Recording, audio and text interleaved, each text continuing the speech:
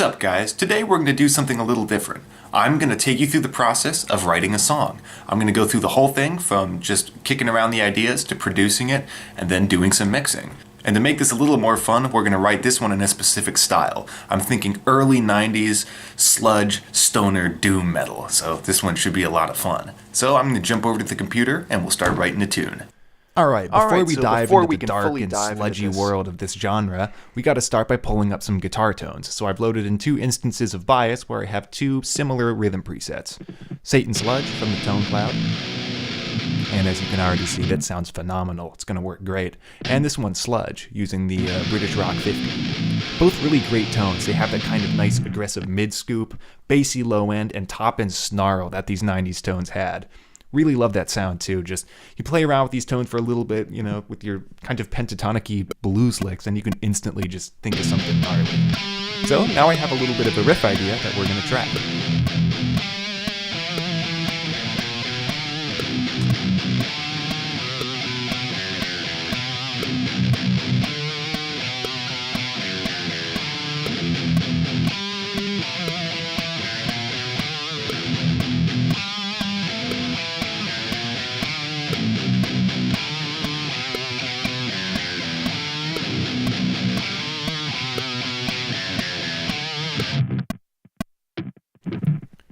Alright, now that we're done with that, I'm going to go ahead and double track the riff. And now I have some other kind of chorus riffs and maybe breakdowns that I've also just kind of come up with, but they're just sort of floating around in my head. And by just starting out with this one, it gives me a place to go off of, and I'm going to start organizing the riffs. Okay, write this for a bit. Should we double it? What comes next? How can I incorporate the other riffs I have written in key? So let's double track this one.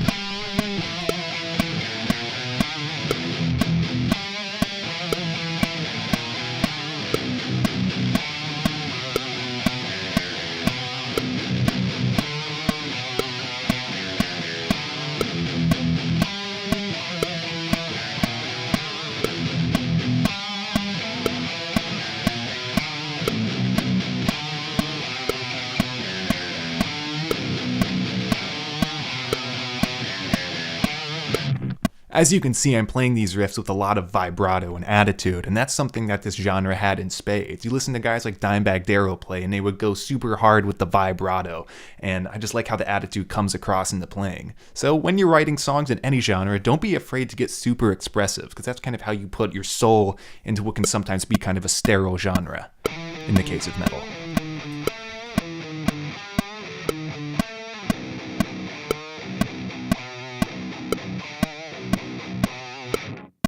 Alright, this is kind of a little transition bit where the drums are kind of cut out, I'm thinking, and we're going to make this extra gnarly sounding by doing a stacked interval with it. Something like a fourth or a fifth.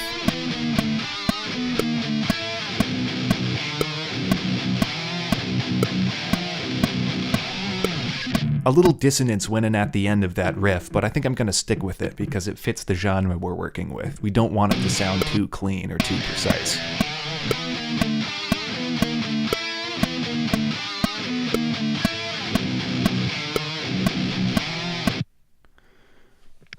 I'm kind of thinking of the section we just wrote as a pre-chorus, so I think I want to go into kind of a heavier, plodding, chordal chorus with a bunch of power chords. So let's give that a shot.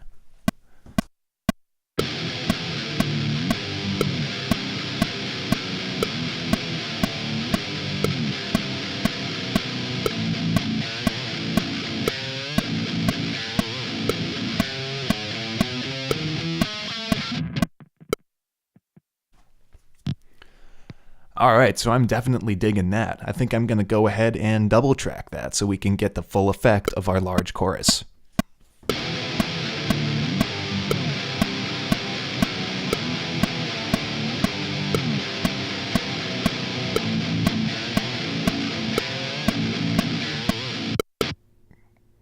Gonna go in and play that right, and also add some more blocky fourth and fifth intervals.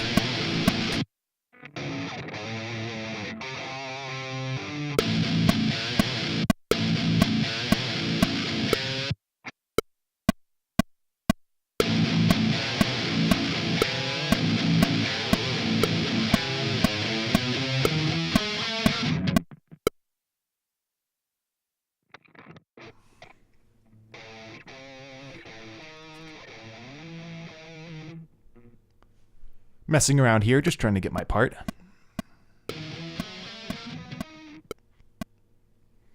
This can sometimes take a while. That's kind of the nature of the beast.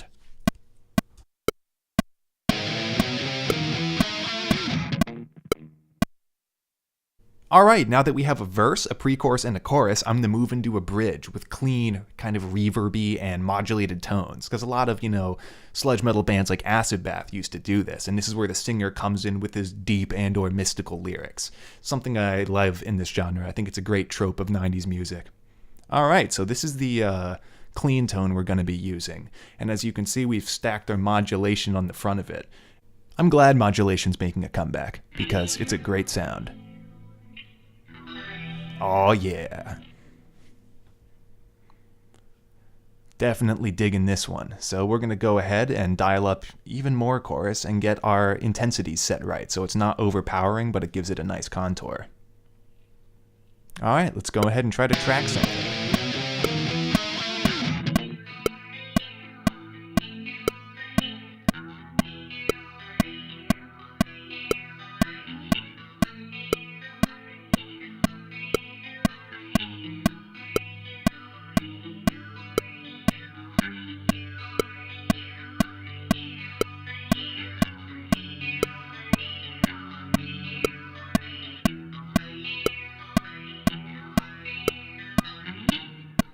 Insert expletive of choice here.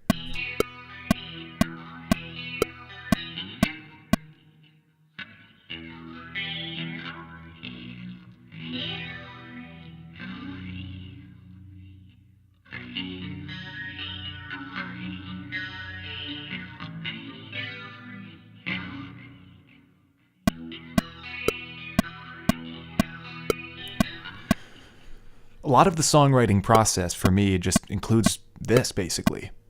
Repeating a section over and over again, trying out different ideas until you get it right. Not exactly the most fun thing in the world, but I wanted to give you guys an accurate look at, my songwriting process. Alright, now we're going to go in and double track our clean tone, and we're going to complement our kind of reverby, plucky stuff with strummed chords using a tremolo pedal. Tremolo, great effect. Something I definitely enjoy, but, don't get to use very often in my own compositions. And maybe it's something I should start doing more. Thankfully, Bias has a fantastic tremolo unit. Alright, so now that we got that in the chain, we can go and dial in our sound. I like kind of a medium speed, medium depth tremolo. I don't like that ridiculous over-the-top Mac DeMarco shit. Not really my thing.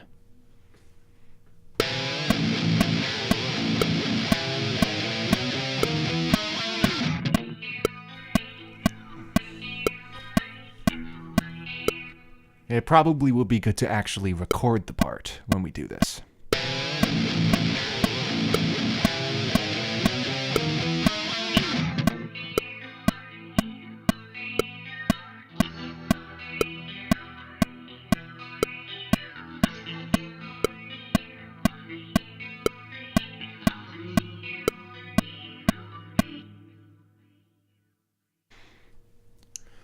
I always like to use different variations of chords. For instance, if I use a minor ninth chord, I might also try to put a minor seventh over it, or find a different variation of a minor ninth in a different part of the neck. Or try to use a rootless voicing, or an inversion. I just think that doing that with your double track guitar parts and lining them up just creates such a thick and enveloping sound, especially with clean tones.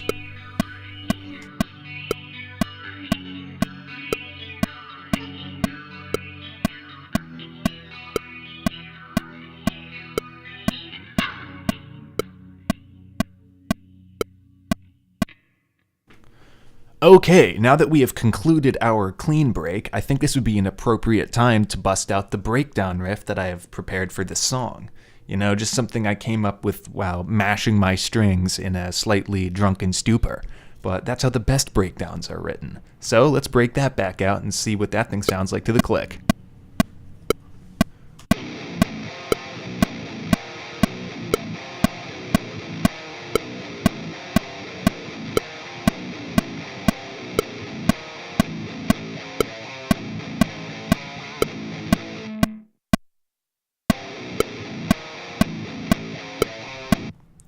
So I'm definitely digging that, and I apologize for the loudness of the click. However, that's how I like to record and be accurate.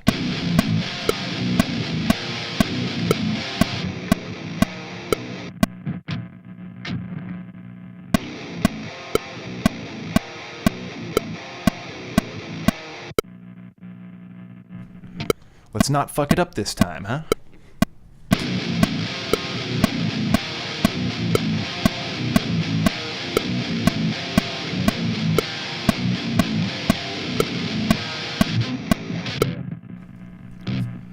Back on the topic of the loud click, that's something I recommend when you are recording, because when you're doing stuff in the DAW, I find it's best to just lock in on that metronome. Don't get, engrossed in which you're playing, just focus on that click. The time to be focused on writing and getting into your playing is when you're writing, not recording.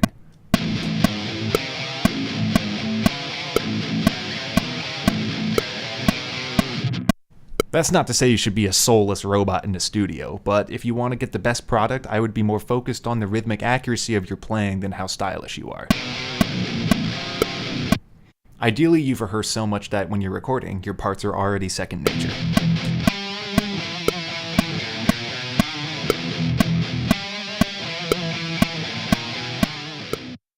Now we're going to go and do some copy pasting.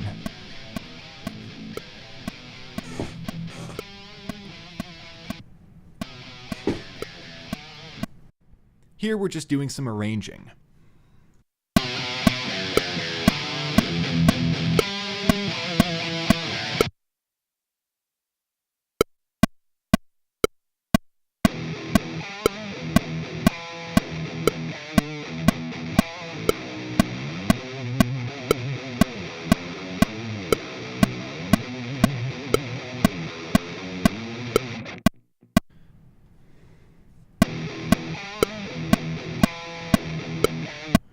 At this point, we're at the end of the song, and we're essentially trying to do a variation on the first verse to keep things interesting, and so it doesn't just sound stale.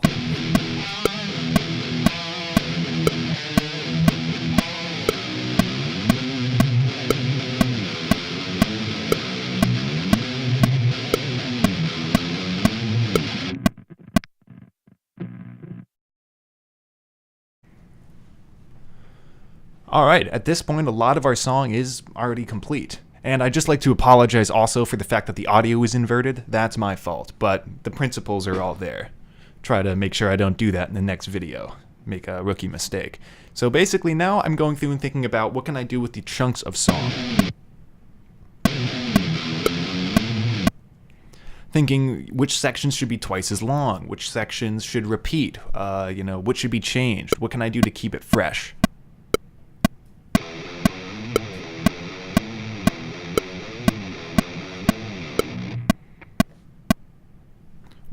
I like being able to work with the blocks in the DAW as, just parts of the song.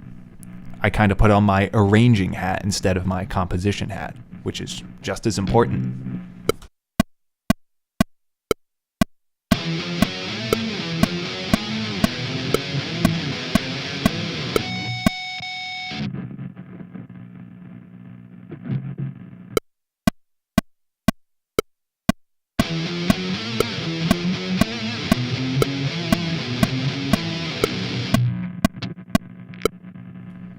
So what just happened there was I added a tag on the ending. I basically just do a little repeating riff that closes out the tune.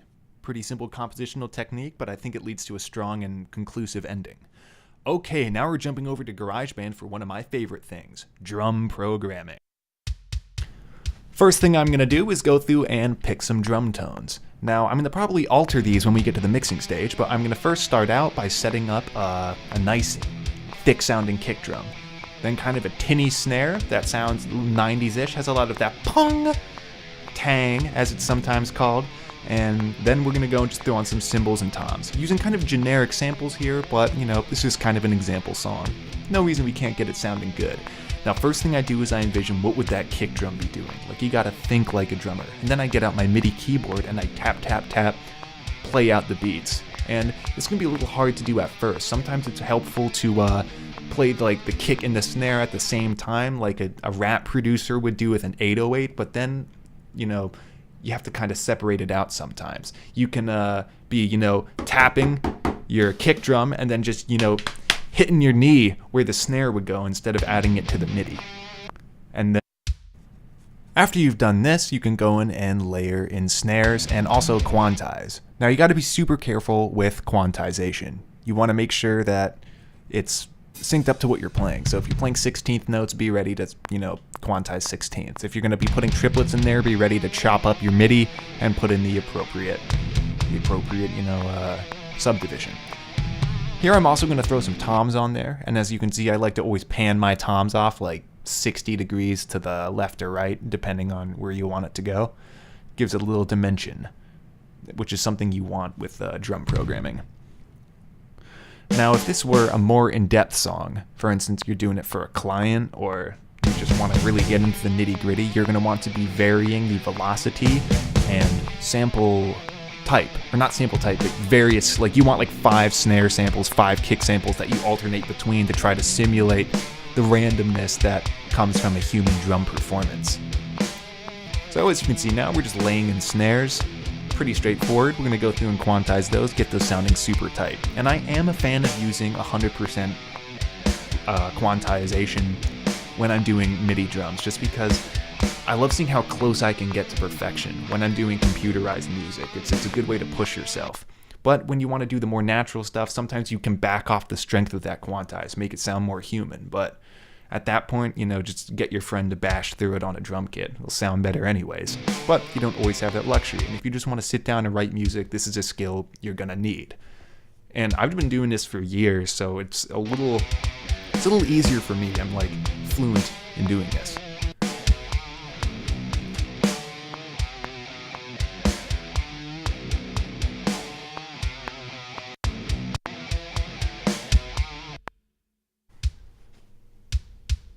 Now we're going to go about laying in our cymbals, and I find that once you throw the cymbals on top of the basic kick and snare, that's when it sounds like a drum beat. It's like when it's just two of those elements, it doesn't sound full, but you get the cymbals in there, okay, like there's our song.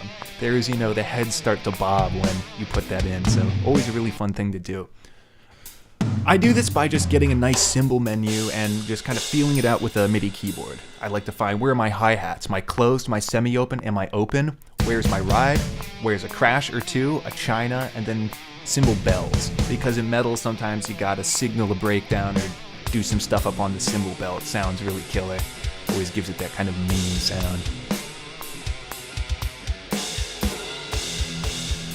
I also, in this genre, adore putting in those little 16th notes on the kick. Because back in the 90s, it's like double pedals were a thing, but nobody was doing fucking Dragon Force 80 billion BPM straight through in every track. It was like they could reserve it. They do little instances of 16th notes, and it's nice. But mostly they kind of stick to that kind of slower, stonier rock, which is something that's really fun to program.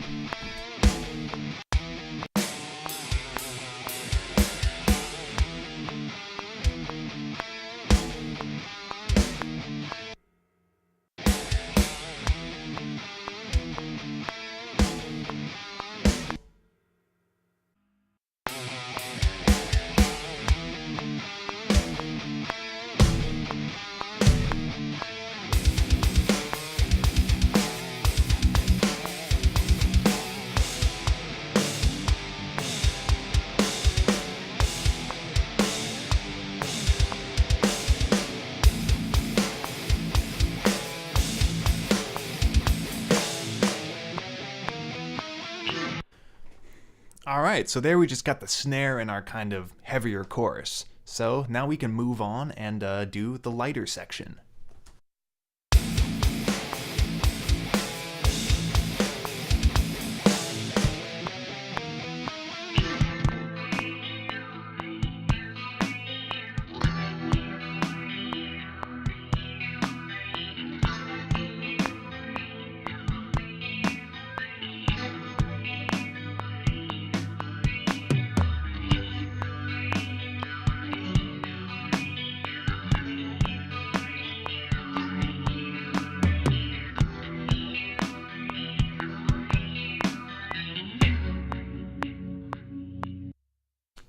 So as you can see, I just used my analog drum samples to kind of do a more subdued, the boom, boom, pa kind of vibe for that section.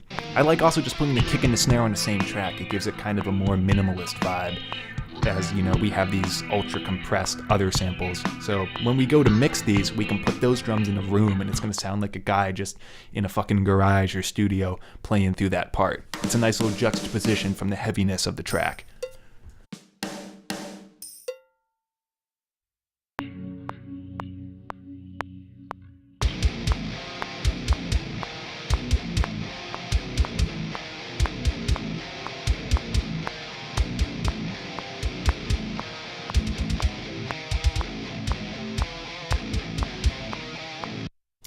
So here we're doing drums for the big breakdown, and I'm trying to put a little 16th note flare in one of those heavy sections. Have the drums going super hard for a bit, and then they cut out. Something that you hear in kind of 80s thrash, so we're doing a little homage to that in this section.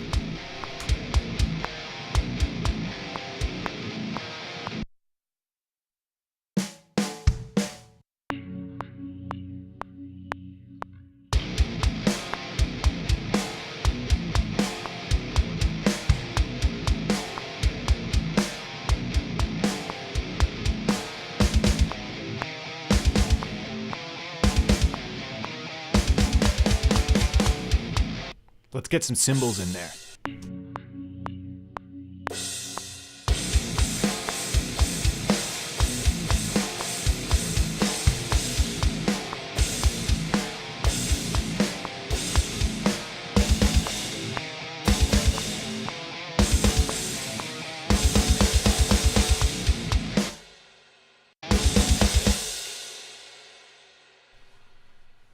Alright, so there is our basic drum program. I'm just going to finish it up real quick, but that's, my workflow. That's how I get this part of the mix done. And this is also where I might add synthesizers or other MIDI instruments I want. Well, I hope you guys enjoyed part 1 of our tutorial. Hope you guys learned something and, maybe picked up a few techniques you can apply to your own music. Be sure to stay tuned for part 2 where we're going to cover mixing and we're going to take all these elements and put them together. Peace, y'all.